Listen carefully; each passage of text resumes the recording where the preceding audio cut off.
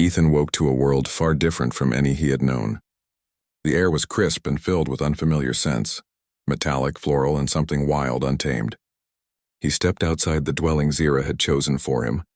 The structure itself was enormous, with walls that shimmered like liquid metal, and windows high above that revealed vast cities and towering landscapes. Ethan felt small, but there was a strange exhilaration in being surrounded by life so unlike his own. Zira stood beside him, her massive form calm and imposing. "Your training begins today," she said. "You will learn to survive here not as a guest but as a partner. My people will test you. Their world is harsh and only those who adapt endure." Ethan nodded. He knew that saying "I can do it" was not enough. Survival here would demand more than courage. It would demand intelligence, strength, and cunning. Their first task was simple in appearance but difficult in execution. Zira led him to a vast arena, enclosed by towers from which her people observed. Ethan realized quickly that these observers were not mere spectators. They were evaluating every movement, every decision, every instinct. Zira explained that the arena simulated extreme conditions, from sudden blizzards to unexpected predators, testing both physical and mental abilities. The moment the trial began, Ethan understood the challenge. Massive creatures, stronger than anything on Earth, charged at him from different directions. The terrain shifted without warning. Slopes became cliffs, ice turned to slick mud. Ethan fell more than once, scraping his arms and knees, but he remembered Zira's words. Endurance, courage, intelligence. Survival here required all three. He improvised, using his knowledge of physics to create makeshift barriers and traps, leveraging momentum to escape tight spots. Zira watched silently from above, occasionally offering guidance. "Think, human. Strength alone will not save you. Use your mind." Ethan realized the truth of her statement. While he could not match her or her people in raw power, he could outthink them. By observing patterns, predicting creature behavior, and improvising tools from his environment, he survived where others might have failed. By the end of the day, bruised, exhausted, but still standing, he had earned his first measure of respect. Days passed, each one more challenging than the last. Ethan learned to climb enormous structures, swim in freezing rivers teeming with unknown predators, and hunt creatures far larger and faster than any human animal. He also learned their customs, how to communicate with subtle gestures, how to show respect without bowing to weakness, how to negotiate with intelligence as well as physical prowess. Despite the grueling training, Ethan's bond with Zira deepened. She shared stories of her people, their history, struggles, and traditions. She spoke of loss, of the death of her mate, and of the responsibility she bore to continue her lineage. In turn, Ethan shared tales of humanity, our creativity, adaptability, and resilience. Slowly, mutual respect grew into trust, and trust began to shape something stronger. Understanding. Yet challenges were not only physical. Some leaders in Zira's society viewed Ethan as an intruder, a weak human unfit to influence the future of their species. Rival factions challenged him openly, testing him in duels designed to humiliate or eliminate him. At first, Ethan struggled. He was outmatched in size and strength, and the fear of failure gnawed at him. But he remembered the ice planet, remembered survival against impossible odds, and he fought back, not with sheer power but with strategy. In one duel, a giant warrior attacked him with blinding speed. Ethan dodged, using the arena's terrain to his advantage. He lured the warrior toward a series of traps improvisated from scattered debris. With careful timing, the warrior was ensnared, defeated without lethal injury. The crowd gasped, and even the doubters began to murmur. Ethan realized then that he could survive here, not by becoming their equal in strength, but by becoming something more unpredictable, adaptable human. Zira watched the duel from above, her expression unreadable. When Ethan returned to her side, bruised but victorious, she said simply, "You are beginning to understand. That is all I ask." But peace was fleeting. One evening, while Ethan rested after a grueling day, scouts brought news of an approaching force, an alien faction seeking to claim Zira's people and discredit Ethan's presence. The rival leaders believed that a human could not lead, could not survive, and would be a liability. Their attack was swift, designed to destabilize and intimidate. Ethan felt a surge of fear but also determination. He could not fail. Not for himself, not for Zira, not for the future of her species. He moved quickly, coordinating defenses with surprising skill. Using knowledge he had gleaned during training, he devised strategies that leveraged the environment, trapped invaders, and minimized casualties. Zyra fought beside him, her immense strength a shield and a sword. Yet it was Ethan's human ingenuity. The traps, the diversions, the calculated risks that turned the tide. By sunrise, the invaders were routed. Zyra's people celebrated, and even the skeptical leaders approached Ethan with cautious respect. He had survived not only the physical trials of the arena, but the real threats of politics and war. He had proven that humans, though smaller and seemingly fragile, could influence the fate of worlds with courage and intelligence. After the battle, Zyra approached him. "You have exceeded expectations," she said. "Not in strength, but in spirit. That is the measure of true survival." Ethan, exhausted and sore, smiled faintly. "I only did what I had to do." "No," Zyra corrected gently. "You did more than survive. You adapted, you learned, and you led. That is rare even among my kind." As days turned to weeks, Ethan continued to train and integrate into Zyra's society. He learned their language fully, mastered advanced combat techniques, and participated in council meetings, offering ideas that surprised even seasoned leaders. He was no longer just a human guest. He was a respected member of her world, a partner in her vision for the future. During quiet moments, Ethan and Zyra spoke of the future, the children they might have, the blending of human resilience with alien strength. Ethan realized that the purpose Zyra had first offered him, the chance to survive, had transformed into something more profound. He was not only surviving, he was shaping the destiny of a species, bridging worlds and proving that humanity could thrive even among giants. The bond between them strengthened, built on trust, respect, and shared trials. Ethan understood Zyra's loneliness, her grief, and her hope. He saw in her eyes the weight of responsibility and the quiet desire for connection. He in turn showed her that humans could be brave, clever, and compassionate, even when facing beings far stronger than themselves. Months passed, and Ethan became more than a partner. He became a symbol.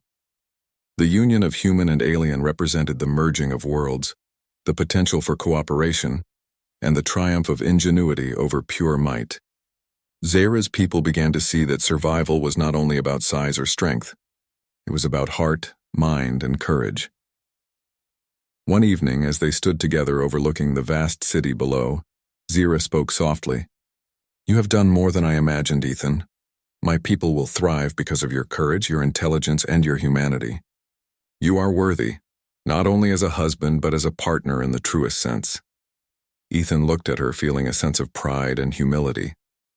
"I only did what I could," he said. "I had a reason to try, and I had someone who believed in me."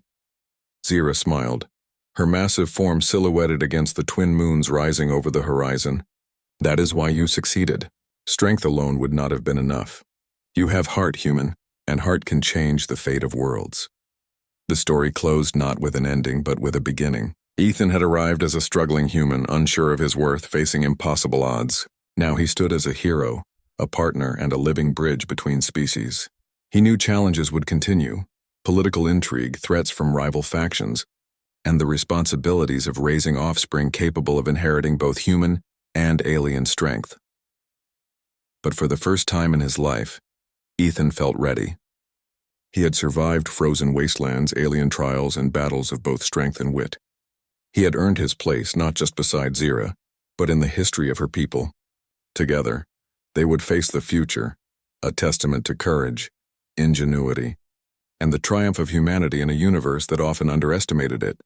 And as the stars glimmered above their alien world, Ethan realized something profound. Survival was not just about living. It was about rising, adapting, and leaving a legacy. In Zyra's eyes, he saw the reflection of all that he had achieved and all that he would become. The human had not only survived among giants, he had thrived, proving that even the smallest spark of humanity could ignite change on a cosmic scale. The mountains of Clyra Prime were unforgiving. Sharp cliffs rose like jagged teeth, and the wind howled as if warning intruders to turn back. Snow fell in thick layers, covering every crevice and making the already treacherous paths nearly invisible. Kale, a young human boy with dark, tousled hair and eyes that had seen too much, climbed steadily, his small frame moving with a strength that surprised anyone who saw him. He had grown up alone in these mountains, orphaned when he was very young after an alien raid had destroyed his settlement. From that day on, survival had been his only teacher, and it had made him clever, cautious, and unusually brave for a boy of his age. Kyle paused on a narrow ledge to catch his breath. He looked out over the frozen valleys below, the wind biting at his cheeks. It was a lonely place, and he had long since gotten used to the emptiness. But even in this harsh solitude, he had learned to find small joys: the crisp taste of snow, the warmth of a fire he built himself, the sound of the wind singing through the mountain peaks. Life was hard, yes, but it was his life, and he had learned to master it. That evening, as the sun dipped behind the peaks, Kale spotted something unusual, a faint glow moving through the snow below. At first, he thought it might be some strange mountain creature, but as he focused, he realized it was a figure, small and struggling. He quickly descended the slope, careful not to slip on the ice until he reached the source of the light. There, huddled against a rock, was a girl. Her skin shimmered faintly in the dim light, covered in markings that seemed to pulse softly, almost like the beat of a heart. She was thin, exhausted, and clearly terrified, her eyes wide as she tried to push herself up. Kale's instincts kicked in immediately. He crouched in front of her, careful not to startle her. "Hey, you okay?" he asked gently. His voice was calm but firm. The girl flinched at the sound of his voice, but she didn't run. Instead, she shook her head slightly, trying to speak. Her words came in broken fragments, a strange language Kale didn't understand, but the tone, the urgency was clear enough. She needed help. Kyle glanced around. There were no signs of other beings, but the girl's fear was palpable. Whoever she was running from, they were fast and they were dangerous. He made a quick decision. "Come on," he said. "You can't stay here. I'll help you." The girl hesitated, uncertainty in her glowing eyes. Then, as if deciding he was trustworthy, she nodded slightly. Kale helped her to her feet. She stumbled, her legs weak from exhaustion, and Kale supported her under the arms. "Can you walk?" he asked. She tried, then winced in pain. He could see bruises forming on her arms and legs, and her clothes were torn. Without thinking, he lifted her slightly, and together they began climbing higher into the mountains, taking hidden paths he knew well. As they moved, Kyle kept glancing at her. "What happened to you?" he asked softly. The girl didn't answer directly, but she pointed over her shoulder, toward the distant peaks. Kale understood she was running, fleeing something. But what and why? The night grew colder and snow began to fall harder. Kale built a small shelter using rocks and branches, then helped the girl inside. He started a fire, carefully shielding it from the wind. The warmth was small, but it brought color back to her pale face. She looked at him then, and for the first time he saw relief in her eyes. "My name is Kale," he said. "What's yours?" The girl hesitated. Then slowly she whispered, "Lyra." "Lyra," Kyle repeated. The name felt soft, delicate like her. "We'll keep you safe tonight. Tomorrow we move further. You can rest now." Lyra nodded and curled up near the fire. Kale kept watch, his eyes scanning the dark mountain paths for any sign of danger. He knew these mountains were full of predators, both animal and alien. His own experience had taught him to never let his guard down, and now, with Lyra depending on him, his vigilance became sharper than ever. Hours passed. The wind moaned and snow piled around their small shelter. Kale's mind drifted briefly to memories of his parents, lost to raiders who had destroyed his home. He had survived by hiding, running, and fighting when he had no choice. Now here he was again, facing another threat, but this time he had someone to protect. The thought gave him both fear and determination. Lyra stirred. She looked at him with glowing eyes. "They coming?" she asked in broken words. Kale understood immediately. She was asking if the people she was fleeing had found her. "Not yet," he said, "but we'll be ready. You just rest. I'll handle anything that comes." She nodded and leaned slightly against him, trusting him despite the strangeness of it all. Kyle's heart tightened. He wasn't used to having anyone rely on him. The mountains had been his only companion, and now there was a life, fragile, scared, and glowing with strange light, depending on his strength. By dawn, Kale had mapped a safer route through the mountains. It was longer, but it avoided the steep cliffs where predators could ambush them and the open passes where they could be spotted from far away. He helped Lyra up and they began their journey again. carefully navigating the treacherous terrain. As they moved, Kale noticed small things: Lyra's ability to sense danger, the way her markings pulsed when something was near. She didn't speak much, but her gestures and eyes conveyed everything they needed. She led him to a narrow ridge where he nearly slipped, and then back to a hidden grove where wild herbs grew. He realized quickly that she was not entirely helpless. She had skills, instincts, and abilities that complemented his own. That afternoon, they reached a steep cliff. The path ahead was blocked by a falling rock slide. Kale examined it carefully. He could see no safe way down. Lyra looked at him, eyes wide with fear. Kale took a deep breath, remembering every trick his parents had taught him, every lesson the mountains had imposed on him. With careful steps, he guided Lyra across the precarious rocks, helping her balance, holding her close when the ground shifted beneath them. When they finally reached solid ground again, Lyra exhaled, a quiet, relieved sound. Kale smiled faintly. "See? Nothing we can't handle," he said, though inside he knew this was just the beginning. Night fell again, colder than before. They made camp in a small cave tucked into the side of the mountain. Kale gathered firewood, starting a small fire while Lyra settled nearby. She seemed to relax a little, the tension in her shoulders easing as she watched him work. Kyle wanted to know more about her, who she was, why she was being hunted, but he knew pressing her could make her fearful. Instead, he offered her small comforts, some roasted root vegetables he had carried, a blanket made from his own worn cloak. Slowly, she accepted, nibbling at the food, watching the firelight dance across his face. "My parents," Kale began quietly, not sure why he was sharing. "They were taken by raiders like yours, I think. I survived because I learned to be fast and quiet. You will survive too, I promise." Lyra looked at him, eyes reflecting both fear and gratitude. She didn't speak, but the small nod she gave him was enough. Kyle felt a strange warmth, a connection he had never had before. This was not just survival now. This was responsibility, loyalty, and trust. Hours passed in silence. The wind outside howled, snow beating against the cave entrance. Kyle kept watch, scanning the mountains for any sign of movement. He thought about what the next day would bring. He knew they couldn't stay here forever. Lyra needed to reach safety, and he would guide her there no matter the cost. Finally, exhaustion overcame him. He curled near the fire, keeping one eye open, alert for any danger. Lyra leaned slightly against him, sleeping with the trust of someone who knew he would protect her. Kale closed his eyes, thinking of the mountains he had known all his life, the dangers he had faced, and the challenge ahead. He felt a mixture of fear and determination, but above all, a quiet resolve he would not fail, and so, under the cold, unforgiving sky of Clyra Prime, an orphan boy and a fleeing alien girl rested together, their bond forged by necessity, courage, and trust. They did not know that the next day would bring even greater danger. A band of 30 alien raiders hunting them across the mountains, threatening everything they had struggled to survive.